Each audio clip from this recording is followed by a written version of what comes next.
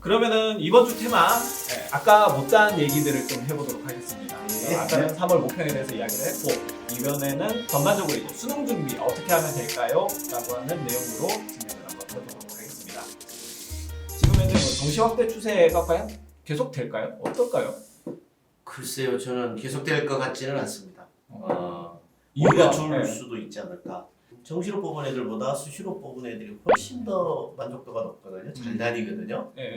원래 수시 쓸 때 어때? 그 정시보다 높은 학교 쓰잖아. 그렇죠. 그러니까 당연히 수시는 소신지원. 그렇지. 소신지원에서 가는 거라 땡큐지 뭐. 그래서 잘 다니는데 정시는 어때요? 성적에 맞춰서 가잖아. 장판 제출 쫙 걸어가지고 걸리는 거 하나 가져. 성적에 맞춰서 가잖아. 그러니까 과 불문 가다 보니까 가서 마음에 안 들면 관둔단 말이지.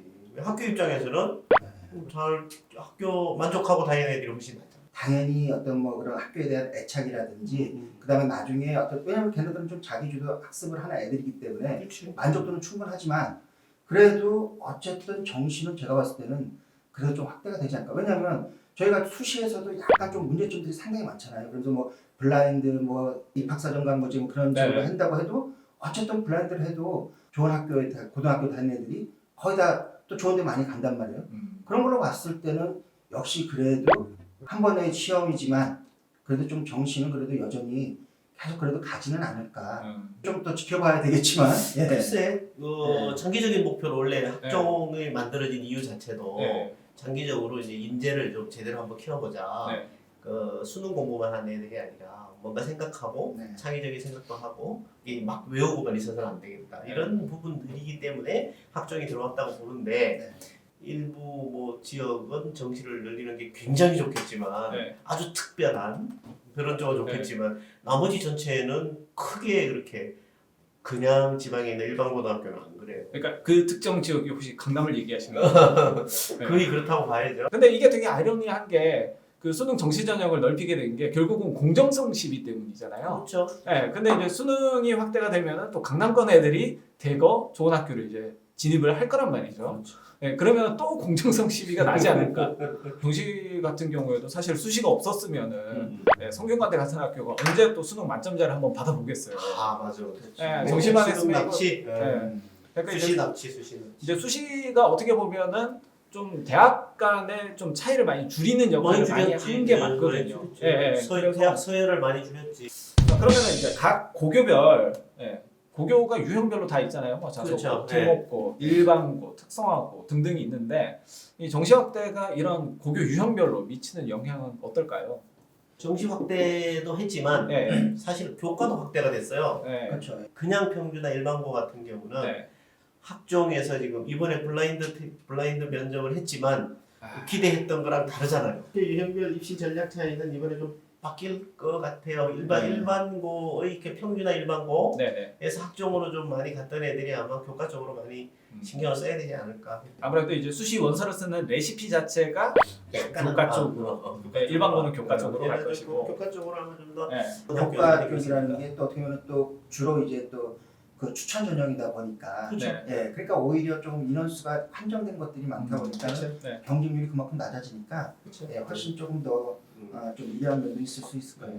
지금 정시 같은 경우에 이렇게 이제 공급 물량이 늘어났잖아요. 그렇죠. 그러면 이제 시장에서 볼 때 공급이 늘어나면 가격이 떨어지거든요. 그렇죠. 그러니까 커트라인이 떨어지지 않을까라고 하는 기대치가 좀 있습니다. 그 부분 어떻게 생각하시나요? 평균치는 떨어지는 게 정상이죠.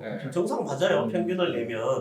그 평균을 내면 맞는데 그래서 이렇게 표현하기 좀 그런데 종합 주가 지수가 올랐어. 근데 내 건 안 오를 수도 있잖아. 그렇죠. 응? 항상 제가 좀 묘한데.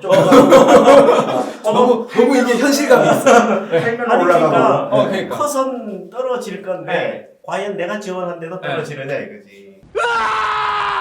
그러니까 내가 사면 항상 떨어지는 거. 그래서 어차피 선호하는 대학들이 다 이렇게 수도권에 몰려 있어서 경쟁률이 떨어지지 않는 한 커서 많이 안 떨어진다고 보거든요. 이번에 약대가 또 들어오잖아요. 그럼요. 이과 쪽은 기회죠. 이과 쪽은 많이 떨어질 수밖에 없어요. 특히 그 생명공학, 생명과학, 그다음에 화생공 뭐 이런 쪽들은 아마 약대로 인해서 많이 떨어질 거라고 봐요. 본래 이제 화학생명 선택으로 해가지고 이제 수시 준비한 애들 자체가 테크트리가 뻔하잖아요. 제일 잘 나오는 애들은 이제 의대 간다라고 할 거고, 예, 그거보다 조금 안 되는 애들은 치대 가겠다라고 할 거고, 또 안 되면 이제 한의대 가겠다. 예, 한의대도 안 된다 싶으면 이제 수의대로 넘기고, 예, 수의대 안 되겠다 싶으면 이제 생명공학부터 시작해서 쭉 내려가잖아요. 예, 그 사이에 이제 약대가 비집고 들어갈 거란 말이에요. 그러면 이제 생명공학의 커트라인이 상당히 좀, 예, 아까 말씀하신 것처럼 많이 내려가겠죠. 약대 파워를 한번 주시해 볼 필요가 있을 것 같습니다. 예, 그러면 이제 정식 커트라인, 예, 하락은 하는데, 예, 내가 넣은 데는 안 떨어질 수도 있다. 그러니까. 예. 자, 그러면은 이제 수능 과목 선택 같은 경우에 요게 지금 가장 화두예요. 아까 그렇죠. 얘기를 갖다 좀 하려고 하다가 너무 많이 길어질 것 같아서 이제 잠시 중단하고 이렇게 넘어왔는데, 자, 일단 국어부터. 예, 지금 보면 수치가 솔직히 많잖아요. 예, 솔직히 국어에서 이제 뭐 화작이냐 엄매냐 예. 솔직히 그거는 좀 그래도 문과를 나온 또 윤 대표님이 한번 얘기해 주시죠. 일단 뭐 제가 사실 뭐 인문 논술을 진행하긴 했지만, 예, 국어 자체를 진행하지는 않았는데, 근데 이제 들리는 얘기들을 보면은 딱 이제 답은 나오는 것 같아요. 그렇죠. 화작 같은 경우에는 문제가 대체적으로 좀 평이하기도 하고 그렇기는 하지만 문제는 이제 푸는 시간이 오래 걸린다. 시간이 오래 걸려요. 네, 시간이 오래 걸린다. 지분이 더 제일 네. 그거들을 많이 고민을 많이 하죠. 네, 그리고 엄매 같은 경우에는 좀 외워야 되는 경우가 많아서 알고 모르는 게 분명해진다. 그래서 애들이 푸는 시간은 되게 짧은데 모르는 문제는 그냥 틀릴 수밖에 없다. 그 상위권이냐 중하위권이냐 이 부분에 따라서 유불리가 바뀌더라고요.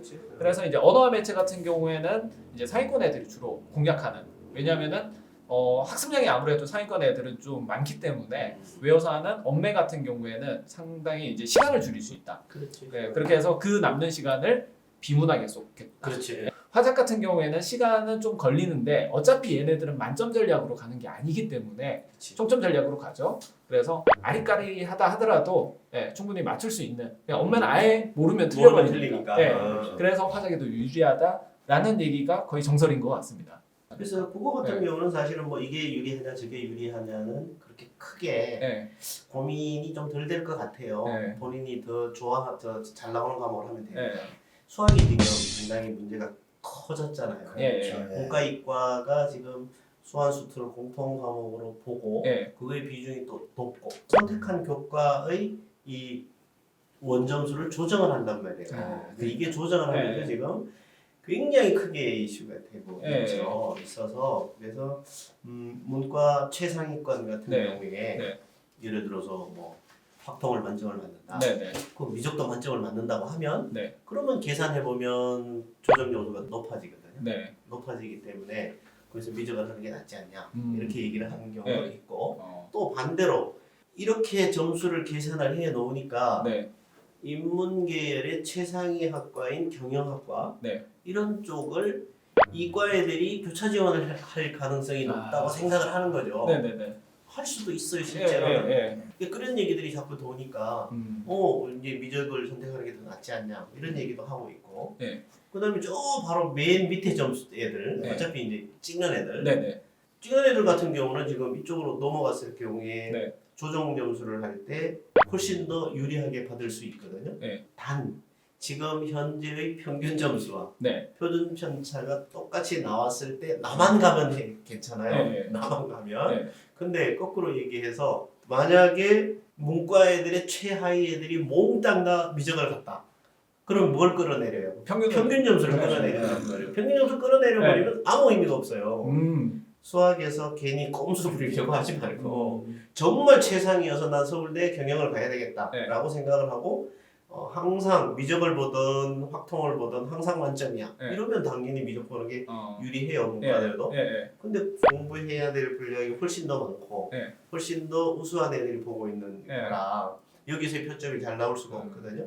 그것도 뭐 문과 학생들이 또 무조건 또 그것 때문에 이과로 전향할 수는 없는 거니까. 아니 근데 지금 뭐냐면은 서울 수도권에 사는 인문계 남학생들이 문제인 거예요. 그렇지. 걔네들은 지금 롯데월드 앞에서 이제 광역버스 타면은 감사한 거야. KTX 타고 내려가야 될 수도 있다. 지금 SRT 타고.